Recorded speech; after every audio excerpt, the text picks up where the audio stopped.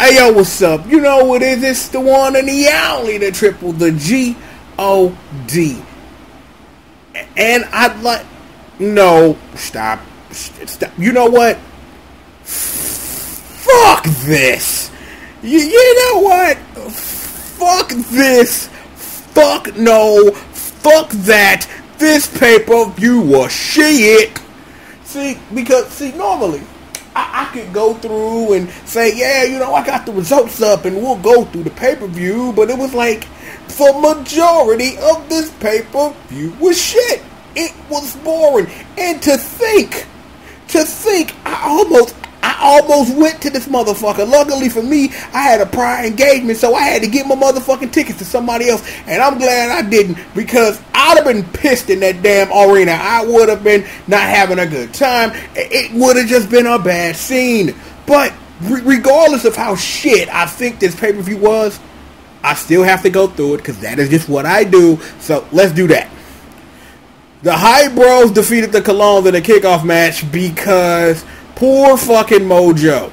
I really thought they was really gonna do something with Mojo Rawley when motherfucking Zack Ryder was on the shelf, but Hype Bros are back, so, you know, tag team division, blah, blah, blah, and it's just like... See, I don't watch the kickoff show, so it don't really matter, but it's a shame to see that whatever fucking momentum Mojo had as a single wrestler is dead in the fucking water. So, whatever. We get to our opening contest of this pay-per-view, and this is where the fucking wrestling pay-per-view begins and ends. See, Carmella is Miss Money in the Bank, but it's how she won the motherfucker that's the problem. Chinsworth, old punk ass, climbs up the motherfucking ladder, takes the fucking briefcase, and just throws it down to this bitch. And I'm like, what the fuck, wrestling? I'm like, cause see, here's the thing, for real. This is how I saw tonight playing out. I kind of figured that it was either going to be Charlotte, that's what they were going to do, or the long short Carmella, which is what the WWE just does for just shit, surprise factors, and just fucking... bylines on fucking random websites because we think we're actually sports when everything the fuck you do is predetermined before anyone fucking wrestles. So it's like, okay, fine. So I'm just sitting here and I'm just like, well, I'm sitting up here like, yo, this is the first ever women's Money in the Bank match. This is gonna be something that, yeah, you know, I'm with you. I'm like, yo, let's see this. Yo, match was decent, you know, weird spots, you know, especially that one where what's that girl named? Charlotte jumped off and did a flip or whatever into Bret Hart little cousin and shit, and fucking the Rock homie or whatever, and I was just like, but I'm like, that finish killed me. I'm gonna say this. That finish killed any hope I had of enjoying the rest of this pay-per-view. Even though there were some bright spots in this pay-per-view, was that finish killed any fucking enjoyment that I could have had, because I'm like, I fucking get it. Everything in the WWE is predetermined, no matter how much you don't want to say it's wrestling, you don't want to do this, it's predetermined bullshit. I'm like I said earlier, I had my shots. Either the girl Charlotte was gonna win or Carmella was gonna steal it, and she literally stole it, thanks to Chinsworth punk ass. But I kind of had a feeling that's where they were going, because lately, anybody who I think is the long shot usually wins major matches like this. Just like I didn't think, like I talked about in our last review of what damn pay-per-view was that was on Extreme Rules, when I thought that Joe was the long shot to win it and he won it, and Carmella was my long shot to win, so I had a feeling that's where they were gonna go with this. But how that finish was handled was just bullshit. It's like you got the referee talking, well, it ain't no rules, we can't do this, the match is over. Now, imagine what this does. Because, see, even though, yes, this is something that is scripted, predetermined and shit, is that it makes sense that over the history of this match, no one's ever done this until right fucking now. So, the precedence for what can happen in any future Money in the Bank ladder match, because anybody can walk up the damn ladder, unhook the briefcase, and just hand it to somebody. This is gonna be coonery on an unprecedented fucking scale. So yeah, let's just move on, because this is incensed the fuck out of me. Let's just go. The New Day beat the Usos via count out, because the Usos are heels. So there was no way that with their first title defense that the New Day was going to win it anyway. I kind of figured that, but the count-out thing, again, like I said, it makes sense for a heel finish. For something that that you're trying to set up for them to win at the SummerSlam. So, I'm like, I kind of had a feeling this was going to happen one way or the other. But the match was hot until the count-out, though. Like, it was an entertaining damn match until that bullshit happened. But, it is what it is with that. So, great job on all sides. We found out what happened with, when the first lady of professional wrestling and Mike Bennett left, that one place we're never supposed to talk about, but will in a couple of weeks. They showed up on the damn pay-per-view. And I'm sitting up here trying to figure out, like, don't usually, when people come up, they usually have to go through the NXT for a whole bunch of months and do all this, but there are exceptions. But I'm trying to figure out why Maria and Mike Bennett are the exception, but that's asking more questions than I have answer to. But it'll be interesting what they see. I'm like, the dumbest shit about that whole damn segment was after JBL, I'm gonna be a star ass nigga, sits up here, like he took her last name. I want to reach through the TV and smack this ignorant fool. I'm like, damn it, JBL, don't be a fucking moron, man. Fuck. But it'll be interesting to see like what their trajectory is on SmackDown Live. So be interested to stay tuned to that. Naomi whooped Lana. I'm like, I didn't see that coming, because see, the other thing that I kind of thought about like before the pay-per-view started was whoever won the Money in the Bank ladder match would be the person walking out with the title, because this is how I had it played out. Somebody wins Money in the Bank.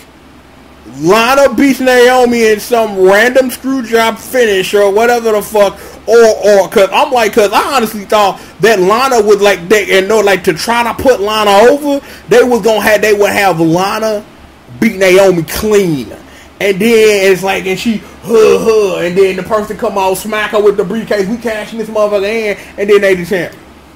Carmella dragged her and Chinsworth ass out there like they was gonna do a cash in, but it wasn't really like, she didn't do it, and like the distraction didn't really technically affect the finish at all, and Naomi's still a champion. So I'm just kind of like, what? I'm just kind of like what? Like, why would you even do this? Like, why even drag Carmella out there if her being out there, even though it leaded into the finish, didn't have any effect on the finish of the match, whether she would have shown up or not. See, that's just bad booking. So there, let's just go. Just go. Jinder Mahal's still the champion because India. I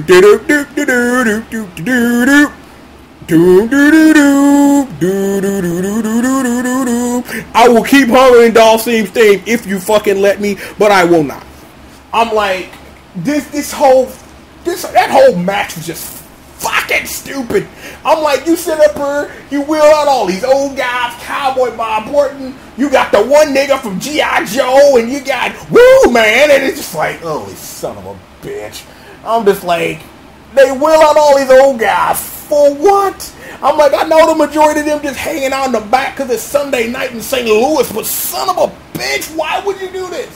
And then it's like, they were going back and forth for a while. Jinder Mahal was working a leg, and then when it's time for Randy Orton to push this offense, he wasn't even selling it, and then you knew shit was fucked up. The Singh brothers, they got, the referee about to disqualify, about to disqualify Jinder. He would have won the title anyway. But then the Singh brothers like, yo, man, and then it's like they get ejected. They in the corner tongue kissing each other in the ear like, yo, let's do something. They go try to assault Bob Orton. Randy Orton goes nuts. It's a repeat of fucking Backlash. This nigga's getting dumped, meat getting beat, and then the modern day Maharaja wins because more of this we can't book a match correctly. I'm just like, none of it. It was just, it's like that match was a jumbled mess toward the end. It's like regular wrestling match, old guys, Bollywood niggas, all this shit. It's just like,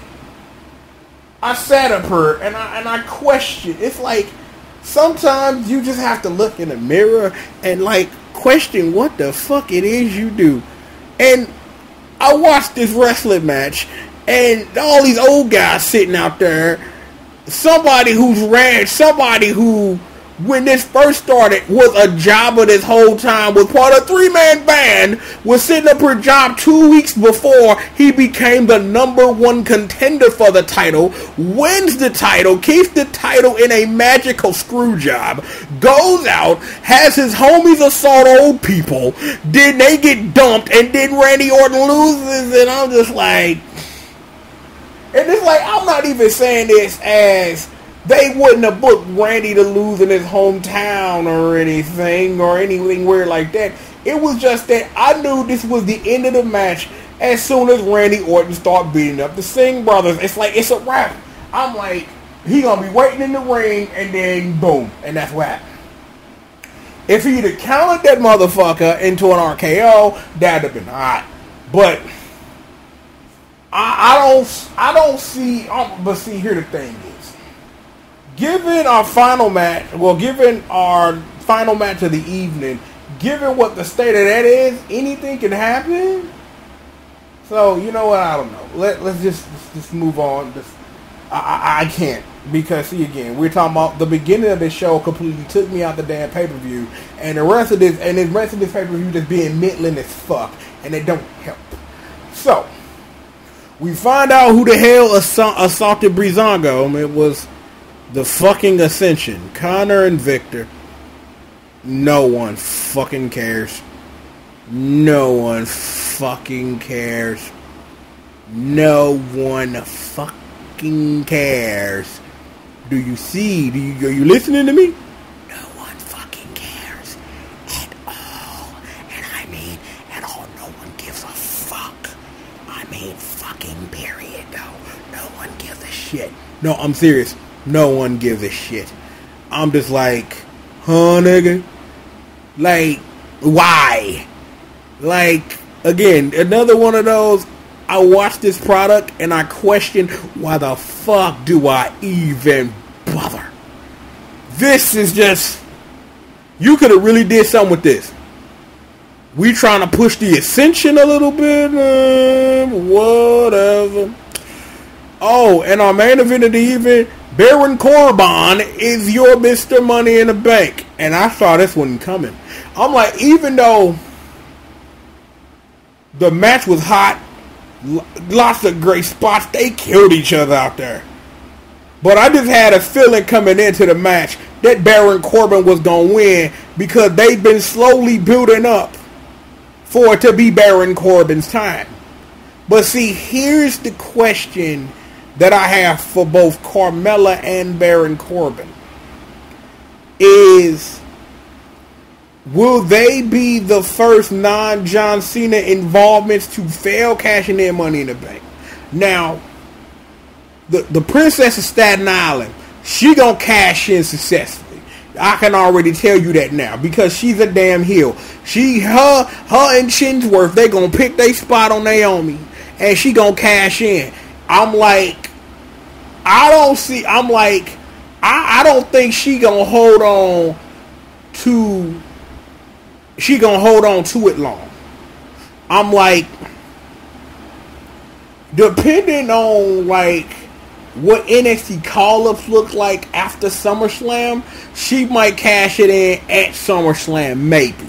That might be what she might do, so we'll see. Baron Corbin, he just a monster. You know, like, that dude's a psycho. He just Jack Psychomaniac over here, like, you know, hey yo, let's play some Mad World, yo, cause that's my shit.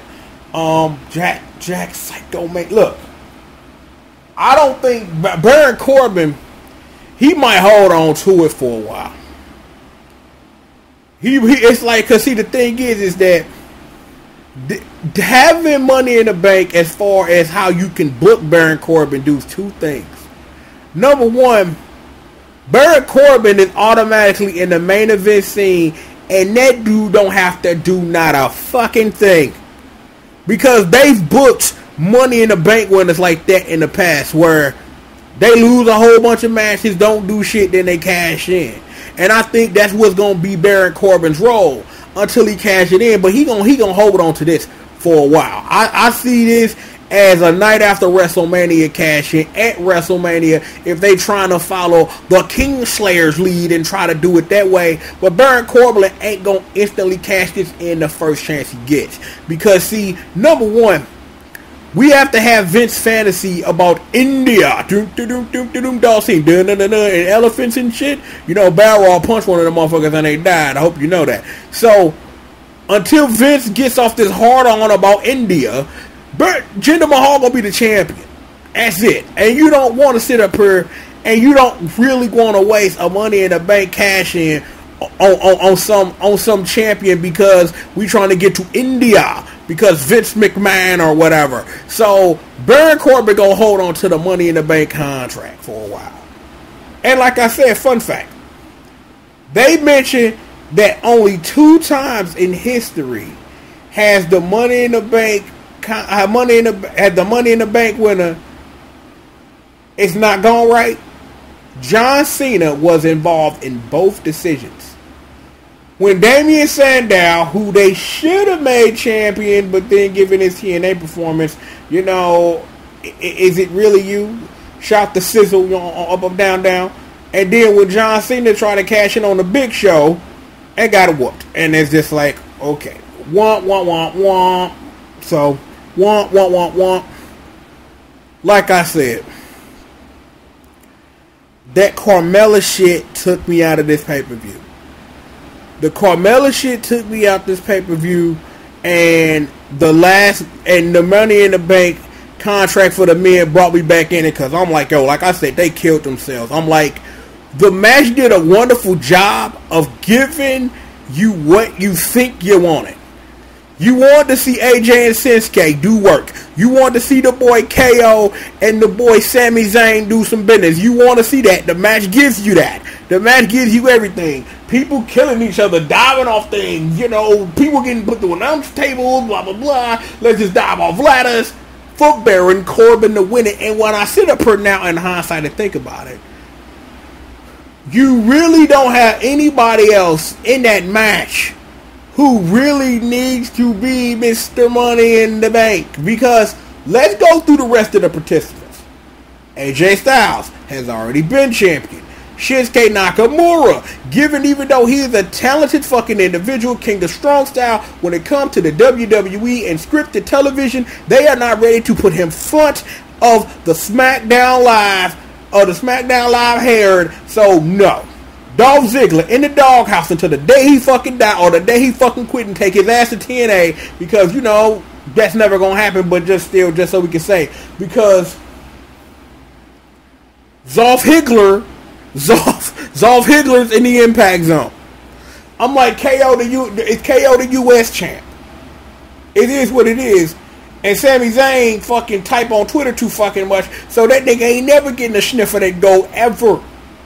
So the only person you got left who could possibly win the damn Money in the Bank match is Baron fucking Corbin. See, I laid it out for you. That's fucking mathematics, even though there was not a single fucking number involved. See, I could book wrestling too. It don't seem that hard. So, like I said, the Carmella shit brought me out of it. But again, like I say, that's why I do this. That's why I do the review, because I like to, hear myself talk and try to figure myself and try to work my way through what it is I'm trying to work through. And it's like, it makes sense, because we could go through the rest of the participants in the women's Money in the Bank ladder match, and I can explain why. So let me fuck with you for a moment. You ain't finna do shit with Tamina because this is current WWE. Charlotte wasn't gonna fucking win it, even though I thought she could have win it. They ain't doing shit with fucking Natalya and Becky Lynch, who? There you go. See, solving my own fucking problem. See, if I would have looked at this last week and just broke it down like it took me 2 seconds to break down when you think about it, Carmella's the only one left that you could legitimately do something with.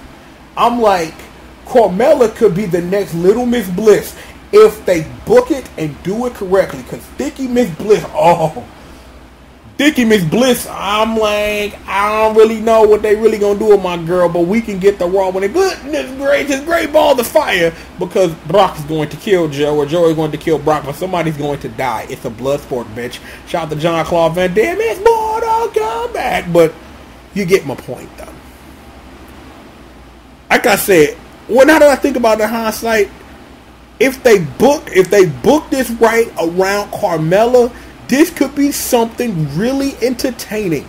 It could. If you sit up here and you close your eyes and you kind of squint the motherfuckers a little bit and like tip your head, like it could be a possibility of something great coming from how they booked that. Baron Corbin, like I said, he now part of the main event scene whether he want to or not.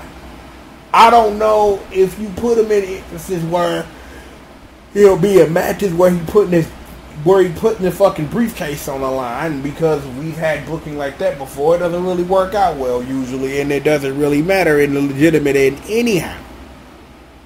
All I'm saying is I'm hopeful for this Carmella. I'm hopeful for this Carmella push. You know what I'm saying? Like, something that I forgot to say because of my incense at this pay-per-view, Lana did work. I just started that randomly, and I didn't say it because it was like I was too busy talking about the fallout from the match that I didn't like initially. But think about it now in hindsight, like, yo, with good, decent booking, maybe you can do something with that. But Lana went out there and she put in work. But she been down at NXT honing her craft for a minute. You know what I'm saying? With the boy Rusev. With the boy Rusev for the Rusev March. God, do. Like, have you ever heard trap remixes of that thing? That shit is sick, bro. But, yo, like, Lana went out there and she kicked ass. And I'm like, I ain't sitting up here saying, like, Lana didn't have her in her. But I'm like, Lana made me a believer. And I'm like, Lana should wear that ringer because that ass, though. But, yo, it is what it is. So, with that being said, I'd like to thank you guys for joining me for another installment of Triple the Guy Speaks On. I'm like, overall, given, like, after I've had a chance, because, see, again, like I said, this is why I do this, because it gives me a chance to work through my feelings, to, like, look at this in, like, look at this in a decent way, to think about, like, how booking could be if you could. And I'm like, the pay-per-view wasn't bad. It's just that the way that Carmella initially won it, because I was hyped for the match, and it's like, and the finish was kind of a letdown. You know what I'm saying? But what you can do with that finish is something that could be for great storytelling if you book it correctly. But we're talking about the WWE and booking actual things correctly that makes sense for the viewer, and that usually doesn't happen. So holding out hope for that is, you know, kind of stupid, but we'll see. You know what I'm saying? Well, I'm like, it was a decent pay-per-view. Like, the men's Money in the Bank ladder match, like, even after that letdown when I was initially watching it, it brought me back into it, because everything else was eyed and middling. Everything else was eyed to middling, but, yo, that men's Money in the Bank ladder match, they killed each other. And I'm like, yo, it's going to be interesting to see, like, what they do with my boy Baron Corbin. So, like I said, with that, I'm going to go ahead and turn this into a video. Again, once more, I'd like to thank you for joining me for another installment of Triple the Guy Speaks On. I'm, of course, the one and the only, the triple, the G.O.D. And with that, I will holler at you guys next time, man. Peace out.